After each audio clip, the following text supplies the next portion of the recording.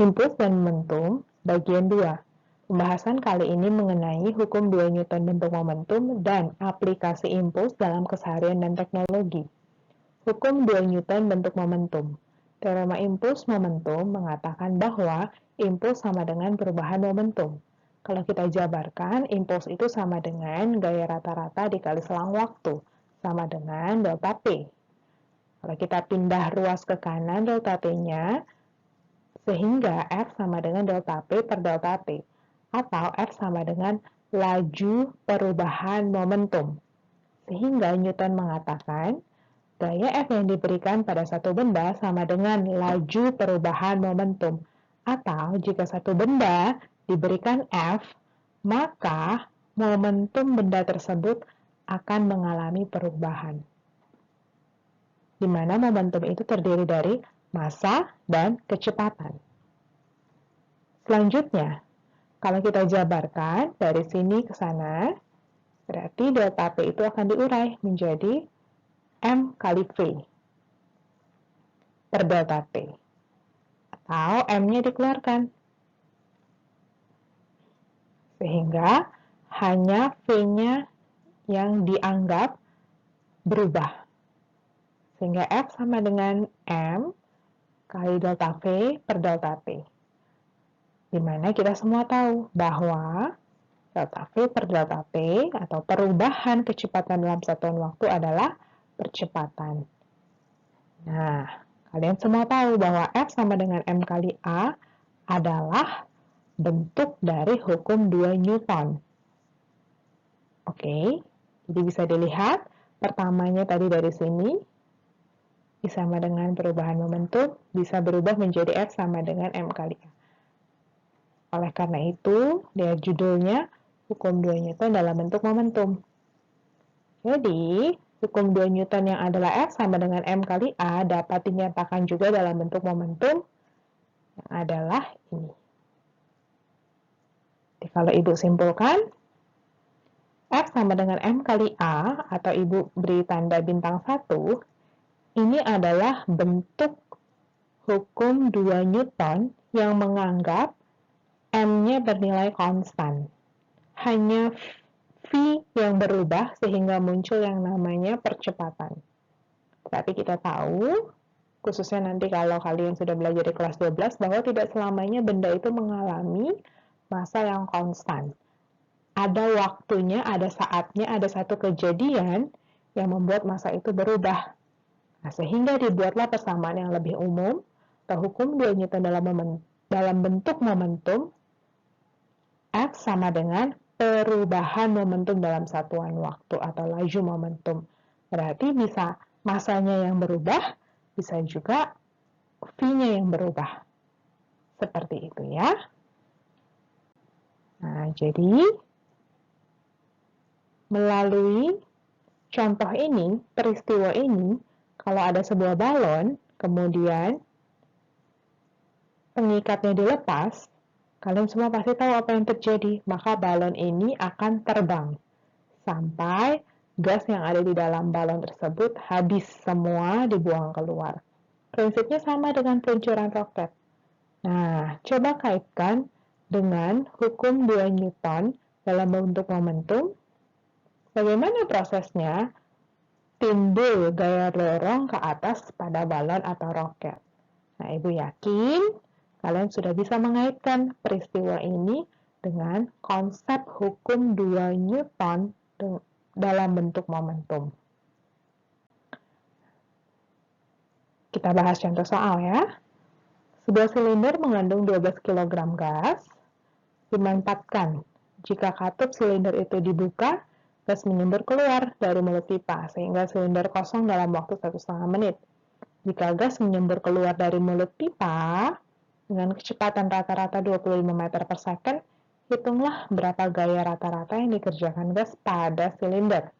Oke, jelas diketahui bahwa massa 12 kg, massa gasnya, gas tersebut habis semua keluar dalam waktu 1,5 menit atau 90 detik.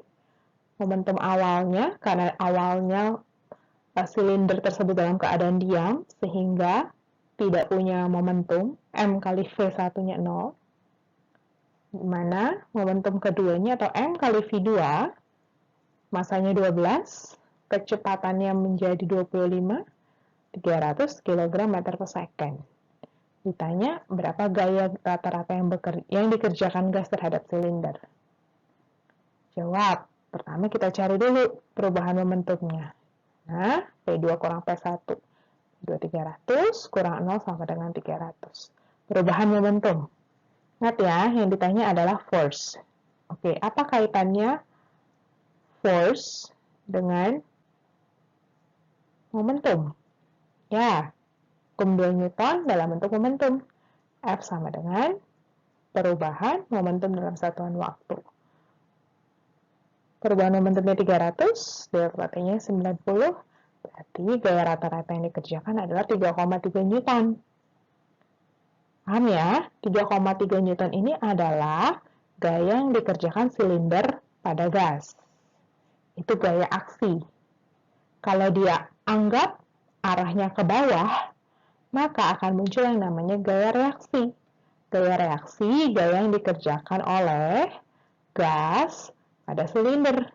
Besarnya sama, 3,3 Newton, tapi arahnya berlawanan. Gitu ya. Kalau silinder terhadap gas ke bawah, maka gas terhadap silinder ke atas. Pada intinya berlawanan. Seperti itu. Ya. Nah, kemudian kita akan membahas aplikasi impuls dalam kehidupan sehari-hari. Ya. Contoh, kamu menendang bola, bolanya anggaplah masanya 1 kg. Kemudian kamu juga menendang batu, anggaplah masanya sama-sama 1 kg. Jelas ya, bola dan batu masanya sama, tapi kalian tahu, pasti bahan bola dan batu berbeda. Oke, anggap bolanya pertama dalam keadaan diam, seperti ini, V-nya 0 meter per second, kemudian kamu tendang, ada interaksi, ada force, dan ada selang waktu, ada force, dan ada selang waktu. Kemudian, bolanya melambung dengan kecepatan 10 meter per second. Oke. Nah, kita lihat, waktu menendang batu, kita pakai konsep hukum 2 Newton bentuk momentum. F sama dengan perubahan momentum, di mana M-nya sama dengan V2 per V1. Oh, ini ada delta T-nya ya, salah. Ibu tambahkan. Nah, seperti itu. Oke, selanjutnya kita masukkan. Masanya 1, kecepatan akhirnya 10, kecepatan awalnya 0. Berarti dibagi delta T-nya 0,01. Anggap, ya Ibu kasih pemisalan bahwa waktu kamu menendang batu, ya, kaki kamu bersentuhan dengan batu sangat singkat, waktunya hanya 0,01 second, 0,001 second. Sehingga kalau dikalkulasikan semua, ini dapatnya sekian. Force, gaya kontak rata-rata antara batu dengan kaki kamu atau antara kaki kamu dengan batu itu besarnya 10.000 Newton. Gitu ya. Jadi kalau kita bandingkan menendang bola, F sama dengan delta P per delta T. Sama. M-nya juga sama, semuanya ini per delta T, gitu ya. Nah, masanya sama, kecepatan akhirnya sama, kecepatan awalnya sama. Oke, kalau dilihat, delta P-nya ini sama nih. Sama dengan yang batu, bola dengan batu. Delta P itu kan impuls ya. Apa yang berbeda? Yang berbeda bagian bawah. Waktu.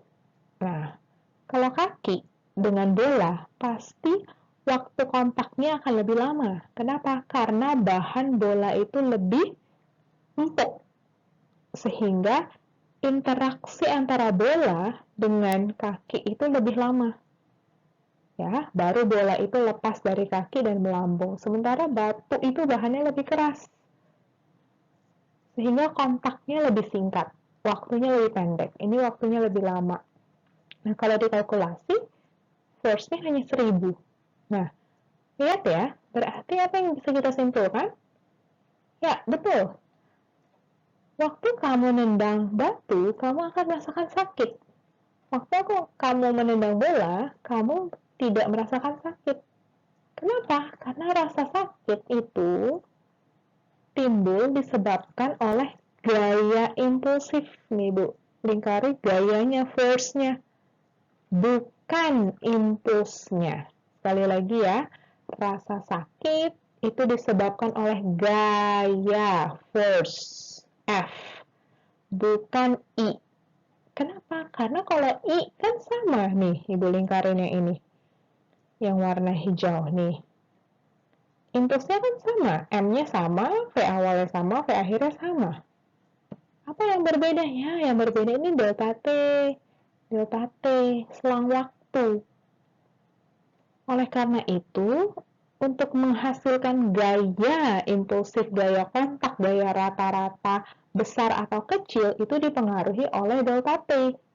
Berbanding terbalik, kalau delta T-nya makin singkat, maka force-nya akan makin besar. Kalau delta T-nya makin besar, maka force-nya akan makin kecil. Nah, pastinya kalau force makin besar, kontaknya makanya kamu akan merasakan lebih sakit. Gitu ya. Jadi dalam konsep fisika, rasa sakit itu ditimbulkan karena gaya kontaknya, gaya impulsnya. Apa penerapannya? Ibu kasih contoh. Ya, kenapa mobil itu diberi airbag? Karena tidak cukup hanya dengan seatbelt.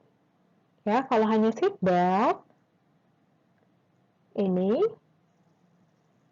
kalau dia terlalu renggang, orangnya bisa terpental jauh ke depan dan menabrak dashboard atau setir. Kalau terlalu kencang, ini juga berbahaya. Nah, kalau terlalu kencang, terlalu keras, waktu kontak antara dada atau antara badan penumpang dengan seatbelt itu akan singkat, kecil, pendek, sehingga gaya kontaknya bisa besar dan bisa menyebabkan keretakan pada tulang si penumpang. Oleh karena itu harus ditambahkan dengan airbag, sehingga seatbeltnya tidak perlu terlalu kencang, diberi ruang, fleksibel. Nah, untuk mengantisipasi benturan dibeli airbag. Airbag ini juga fungsinya menambah delta T. Kalau delta T-nya dinaikin, ditambah, maka force-nya akan lebih kecil. Nah, selanjutnya, tadi kamu sudah melakukan percobaan. Kalau kamu lompat dengan lutut yang tidak ditekuk, maka akan sakit. Kenapa? Karena kamu tidak menambah delta T dengan melenturkan lutut kamu. Kalau kamu menekuk, maka kamu waktu untuk mendaratnya lebih lama. Delta T-nya lebih besar, maka force-nya lebih kecil. Kamu nggak merasakan sakit. Tapi kalau kaki kamu tegangkan, tidak kamu tekuk, maka delta T-nya akan sempit dan force-nya akan naik. Seperti itu, gitu ya. Nah, kenapa petinju itu kalau menendang, dia meluruskan tangannya mengenai badan dari lawan dan dia langsung tarik. Kenapa? Supaya delta T-nya lebih singkat dan gaya kontak yang dihasilkan lebih besar. Nah, kenapa kamu kalau naik motor itu sebenarnya tidak perlu lagi harus diingatkan pakai helm? Ya, kalau kamu memang sudah menyadari bahwa ilmu yang kamu pelajari itu harus resap di dalam hati, pikiran, dan tindakan kamu, harusnya kamu menyadari, tanpa perlu disuruh, helm itu penting untuk meredam benturan yang terjadi ketika kamu kecelakaan, untuk menambah delta T sehingga gaya kontak yang terjadi antara kepala kamu dengan jalanan misalkan atau aspal itu tidak terlalu besar yang menyebabkan kamu bisa luka. Ya, atau perlu diberi matras kalau kamu sedang berolahraga untuk menambah delta T. Ya, bahannya kan jadinya lebih fleksibel. Delta T untuk sampai mendarat itu lebih lama, karena dia ngeper ke bawah dulu, dibandingkan kalau kamu langsung jatuh ke lantai. Seperti itu. Ya, ini contohnya dalam kehidupan sehari-hari. Banyak lagi contohnya kamu bisa belajar.